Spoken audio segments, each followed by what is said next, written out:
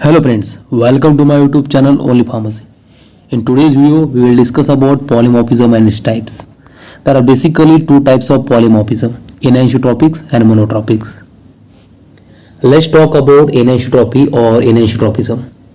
In this, one polymorph of a substance out of all polymorph is stable at particular temperature and pressure only, and rest of the polymorphs may be stable at many temperature and pressure condition. Second point, TT should be determined. So what is TT? TT means glass transition temperature or simply transition temperature. At this temperature, glassy state is converted into a rubber state. That's why it should be determined either to convert or prevent the conversion into a rubber state.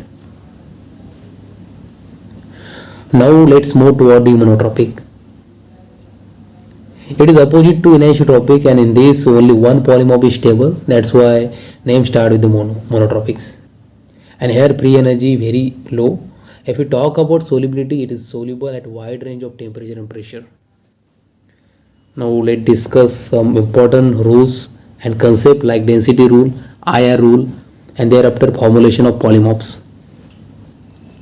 So let's begin with the density rule. It has been proposed that for non-hydrogenated system at absolute zero, polymorphic form which is maximally stable will have the maximum density due to high van der Waals forces.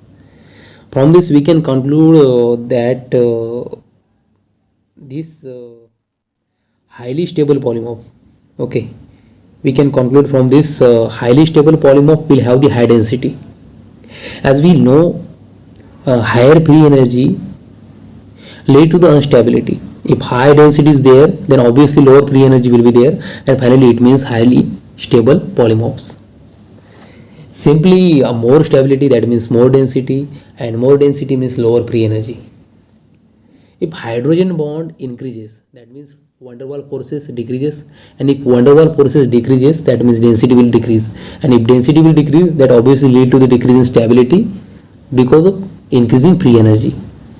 Example of this polymorph that can behave by this rule are acetaminophen and acetazolamide. Now we will discuss about the IR rule. Polymorph with high bond stretching is being considered as a high level of entropy. So if polymorph is having high bond stretching, that means it will have high level of entropy.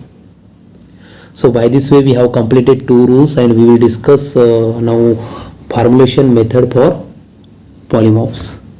So it can be formulated by using solvent evaporation method, solvent diffusion technique, slow cooling approach, vapor diffusion method, and vapor sublimation method. Now let's start with the solvent evaporation method. So in this method we have to add a drug into solvent like acetone, methanol, and ethanol, water, or dichloromethane, whatever. So then after we have to evaporate the solvent by using the rota evaporator. Simply by the name of method you can understand what will be there in method. So it comes with the advantage like high purity and yield. Disadvantage are desirability of recrystallization, small production volume, and expensive. Example of polymorph that can be synthesized by using this method are famotidine polymorphs. A slow cooling approach. This approaches is mainly used for the less soluble drugs. In this method, simply we will add solute in solvent and we will heat at temperature above the boiling point of the solvent, and the saturated solution will be formed after this, and then we will place this saturated solution into the stopper tube which is connected to the dewar flask. After several days it will lead to the formation of crystals.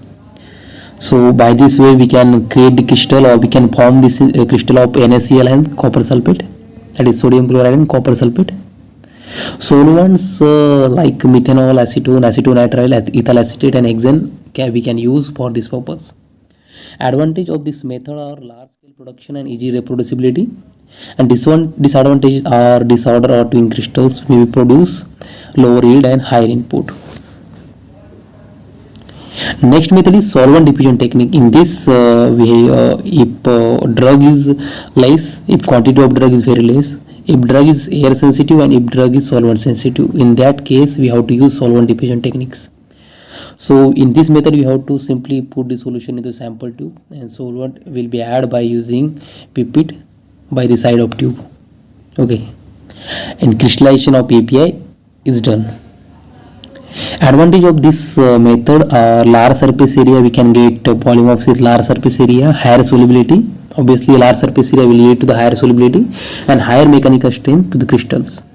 Disadvantage of these methods are low production yield and tedious solvent selection. Okay, an example of these polymorphs that can be synthesized by using this method are tolubutamide and pentacene. Next is vapor diffusion method. In this we can use this method when we have a very low quantity of sample.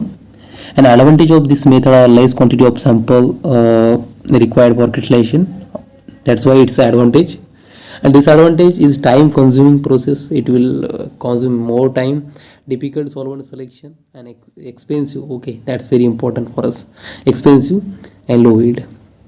Yield is also important. We should have method that is having low, that should be cheap, that should not be that much expensive. Okay, an example of polymorph that can be synthesized by using this method are proteins. Next method is vacuum sublimation method. In this method when quantity is less and sample is thermolabile, in that case we will use this method. An advantage of this method are excellent crystal variety. Okay, excellent crystal variety we will get by this method. And disadvantage are same like other method also, disorder of twin crystals. An example of polymorph that can be synthesized by using this method are haloprogerin. In next video we will talk about crystallization. Thank you so much for watching my video.